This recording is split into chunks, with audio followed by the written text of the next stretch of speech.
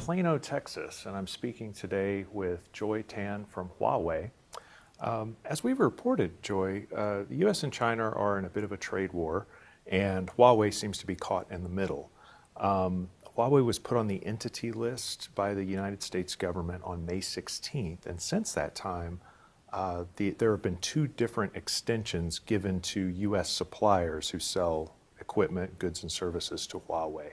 What has the impact of all of this activity been on Huawei? Well, Huawei's business continues to thrive. Actually, we achieved really good financial results for the first 3 quarters of the year. Revenue grew 24% year on year. However, having Huawei on the entity list is costing American companies money. That rating reported that companies like Micron, Synaptics, Skyworks Solutions lost $433 million in Q2. That's only a small sample of our US-based suppliers. Each year, Huawei purchased $11 billion in goods and services in the US. That equates to about 50,000 jobs in the US. Does being on the entity list by the US government stifle innovation? Sure, when you reduce choice in any market, especially technology, that will slow the rate of innovation, make it more expensive. Look at the AT&T telephone monopoly that the US government broke apart in 1984. That opened up markets to competition and led to tremendous innovation within the telecom industry. But now, the US government is preventing private companies from choosing who they can work with. That runs counter to open innovation and competition, which the US has always stood for. So that will impact everyone.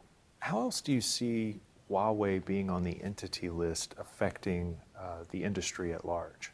I think there will be an impact on cybersecurity as well. Today, virtually all equipment vendors rely on a global supply chain. So everyone faces security risks from a wide range of sources. Excluding 1 or 2 vendors based on their national origin will do nothing to secure the American networks. It's quite the opposite, actually. Excluding vendors will make the cyberspace more vulnerable because the remaining vendors will have less incentives to embrace industry-wide standards. So that will create more exposure for single points of failure. The Federal Communications Commission is moving ahead with a ban on equipment from Huawei and ZTE inside of US-funded telecom projects. What is your reaction to this development? Well, the US government has still not presented any evidence that Huawei's technology poses security threat. This kind of attempts to ban Huawei will do nothing to address what's really important, which is to secure the US network infrastructure. The US government should have a comprehensive and transparent approach to cybersecurity. The most effective way to secure network infrastructure is to establish risk-based testing standards. If this was really about cybersecurity, the US government would test all vendors and hold everybody to the same testing standards. FCC's proposal has a potential large impact on rural Americans who will work and live in underserved areas. Many of them rely on Huawei for basic connectivity. One of the things Huawei has done in the face of losing possible US suppliers is it's developed its Harmony OS operating system. Can you tell me a little bit about the strategy behind the Harmony OS? Harmony OS is a distributed operating system. It is a lightweight, compact OS with powerful functionality. But it has a lot of fewer lines of code than other operating systems in the market, which helps it make it more secure. It has a different purpose than Android and iOS. We're using Harmony OS to build a more integrated and shared ecosystem. So developers can build apps once and then flexibly deploy them across a range of different devices, which is great for developers and consumers. It will first be used on smart devices like smart speakers, smartwatches, in-vehicle systems. It could also replace Android on smartphones if necessary. Harmony OS is off to a good start. We just launched it several months ago. Already, a report from Counterpoint Research estimated that Harmony OS is going to surpass Linux to become the 5th most popular operating system for smart digital device by the end of 2020. What about the Android operating system? Is Huawei still committed to Android? Absolutely. Huawei is and will remain committed to Android operating system. We grew up with Android, and we have contributed a lot to its development. We love using Android, so do our consumers. We developed the Harmony OS for cross-platform use. While it can be extended for smartphone use, but we'll still prefer the Android system and Google GMS application ecosystem to provide services for our consumers. Another aspect of the pressure that the U.S. has put on China and on Huawei is that a number of universities that were collaborating with Huawei have stopped collaborating. What is your reaction to this development? Collaboration between businesses and universities is a two-way street. Businesses like Huawei can help universities commercialize their research results at a much faster pace. University professors can get actionable insights into pressing business challenges, real-world scenarios, and pursue the most practical direction for their research. However, we worry the ICT industry will soon face a bottleneck in development. With the progress we have made in 5G, we'll soon face the theoretical confines of Shannon's limit.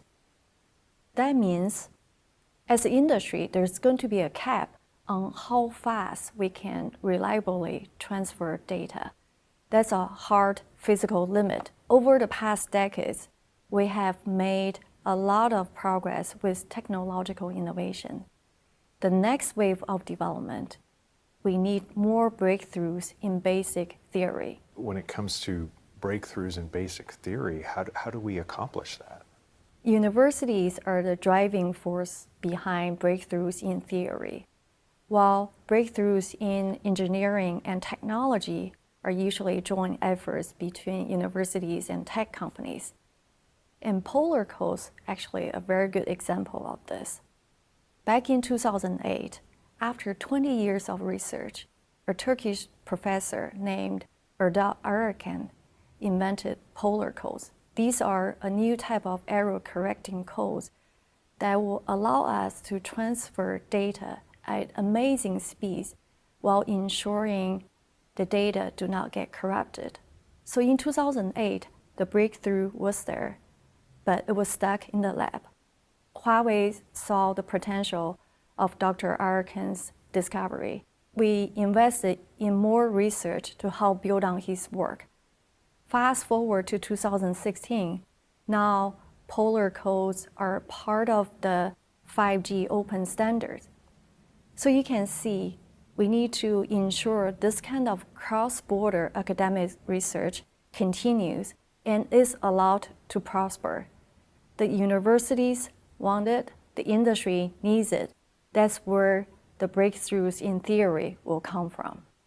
How much does Huawei invest in university partnerships each year, and what does it expect in return from those investments? Each year, Huawei invests about $300 million on university partnerships. Currently, we work with more than 300 schools around the world. We collaborate with them in a couple of different ways.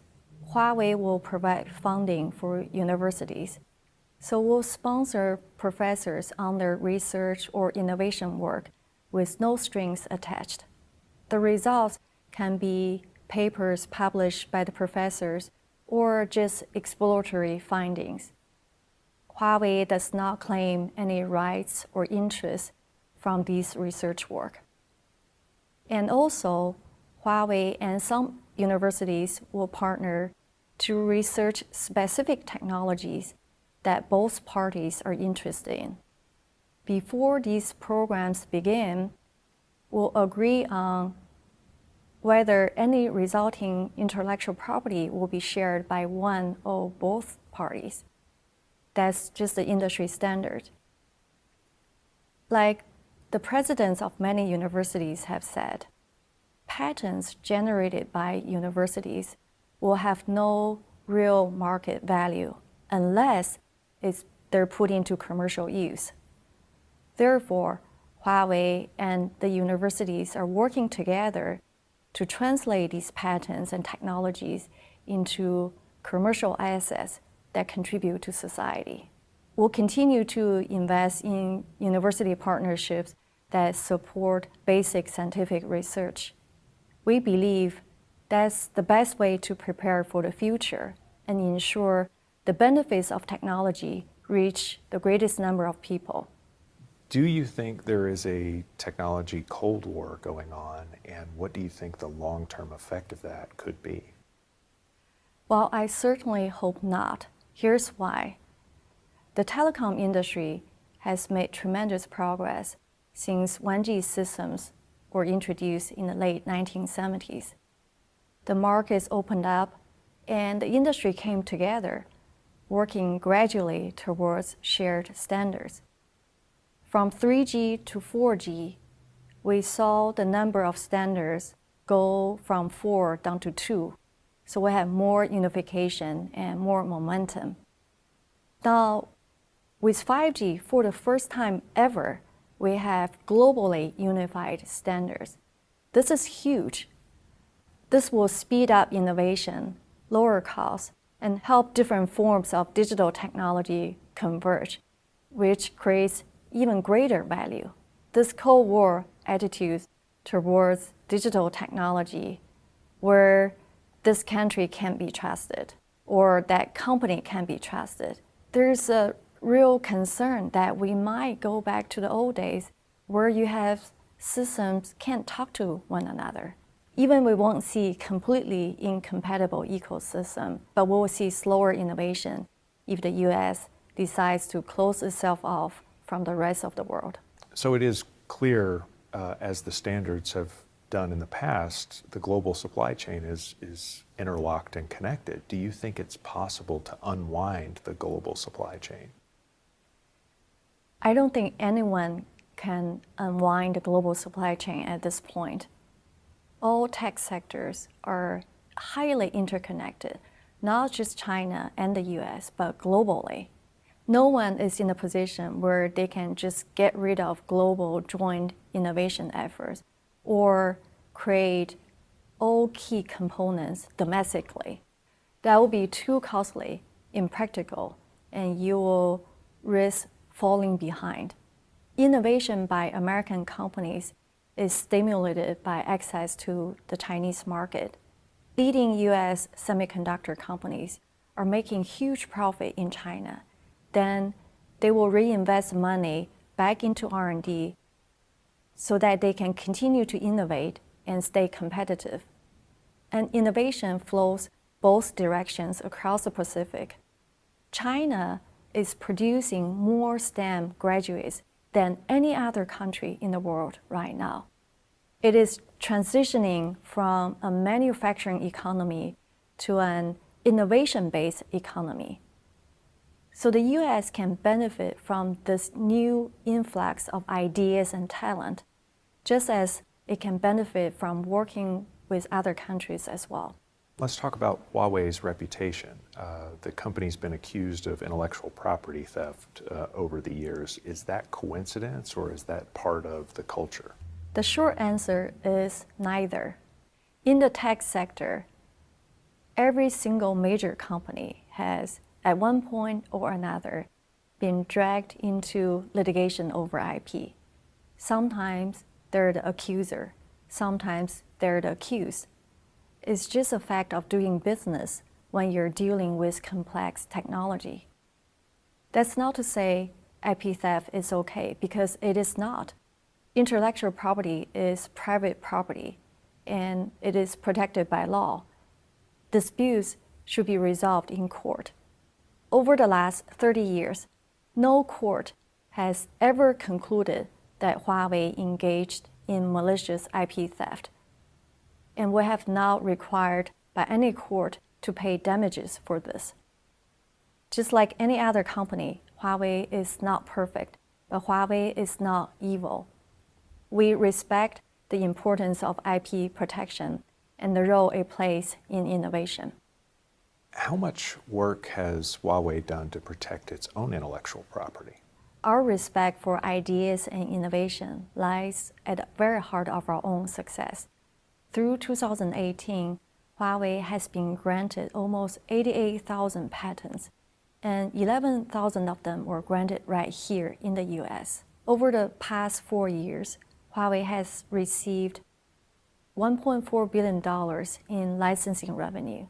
And over the past 30 years, we have paid over $6 billion in royalties to legally implement the IP of other companies.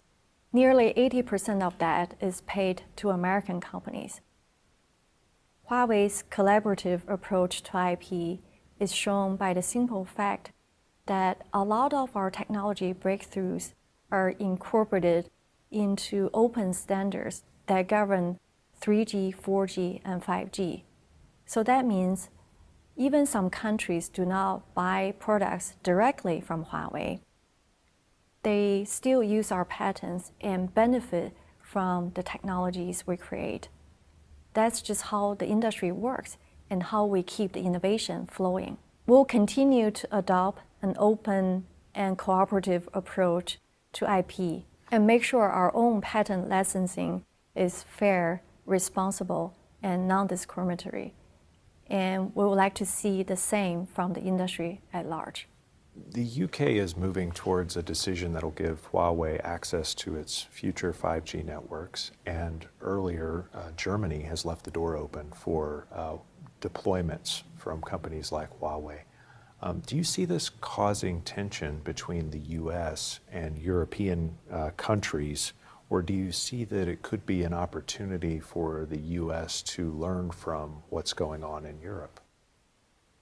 I can't speak on behalf of any government administration, so I don't know if it will cause any rifts. But I certainly hope the direction the UK and Germany are taking sets a good example in general for other countries, including the US. It has been good to see that European countries are embracing our testing centers and the use of industry-wide standards. Germany's comprehensive approach to standards will set requirements and certification on testing that will apply to all vendors. This is what is necessary to establish an objective, transparent basis for knowing what products are worthy of trust. We believe it is a very positive step towards stronger cybersecurity. We hope the US will follow suit, and we're ready to have a conversation about it if and when the current US administration is ready to discuss with us. When you look at Huawei's Q3 results, it seems like the company, even though it's been under tremendous pressure and political pressure, it's still managed to achieve incredible yearly growth. Why do you think the company was able to continue to do this? For the first 3 quarters of the year, Huawei's revenue grew 24% year over year, with a profit of 8.7%. That's a remarkable story. We have signed 60 5G commercial contracts around the world and shipped over 400,000 5G massive MIMO antenna units. And our consumer business is doing well. We reached 200 million smartphone shipment milestone 64 days ahead of the same milestone in 2018. Even Huawei is under massive pressure from the US government we continue to find alternative solutions to deal with these challenges. We invest heavily into R&D. We don't just focus on products.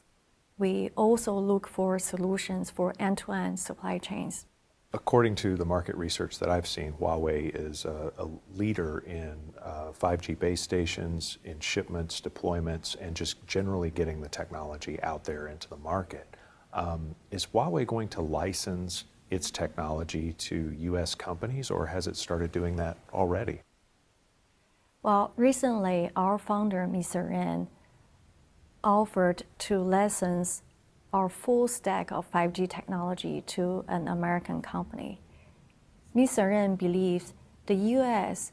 would really benefit from having its own telecom equipment provider. The industry will benefit from having more competition, and it will help lower costs and stimulate innovation. It will also help create more U.S. jobs, both in the telecom and manufacturing industries. So it's an extraordinary offer. We've talked about the pipeline for innovation, some geopolitics, and most importantly, the direction of 5G. Joy, thanks so much for giving us Huawei's perspective on this. Thank you, Phil.